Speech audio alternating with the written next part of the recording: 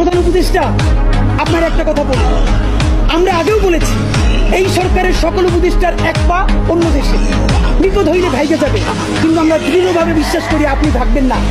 এর প্রমাণ, আপনি যদি ভাগতেন পৃথিবীর কোন দেশ আপনারে রাখতে চায় না বলেন? তাহলে হাসিনার আমলেও 10 তলা বিল্ডিং পাইয়া আপনার আদালতে হাজিরা আপনি দিতে আসতেন না। আপনি তখনই বিদেশ থাকতে পারতেন। আপনি এই দেশে থাকতে চান বলেই আপনি আসছেন। আমরা বিশ্বাস করতে চাই মাননীয় প্রধান উপদেষ্টা, আপনি বাঁচবেন কয়দিন বলেন?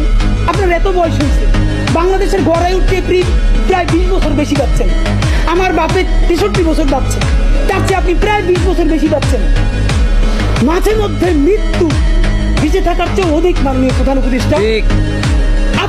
আপনি একটা গবেষণা করেন, বাংলাদেশে গত 50 বছরে কোন রাষ্ট্রপ্রধানের 30 মিনিট 40 মিনিটের বক্তৃতা, রিক্সা চালক, ভ্যান চালক, সবজি বিক্রেতা, বিশ্ববিদ্যালয়ের প্রফেসর, ছাত্র জনতা আধা ঘন্টা বসে তার বক্তৃতা শুনে নজির নাই, যেটা আপনারটা হইছে। এটা কিন্তু আপনার চেহারা দেখে না, আপনি রাজনৈতিক দল করছিলেন, কেন করছেন, কিন্তু এইবার যে আপনার এই বাংলাদেশের পক্ষে হৃদয় নিংড়ে ভালোবাসা, আপনি যখন বক্তৃতা করেন আপনি আর্টিফিশিয়াল কিছু বলেন না, কিন্তু আপনি যখন ঘোষণাপত্র বললেন আপনার চেহারায় আর্টিফিশিয়াল ছাপ।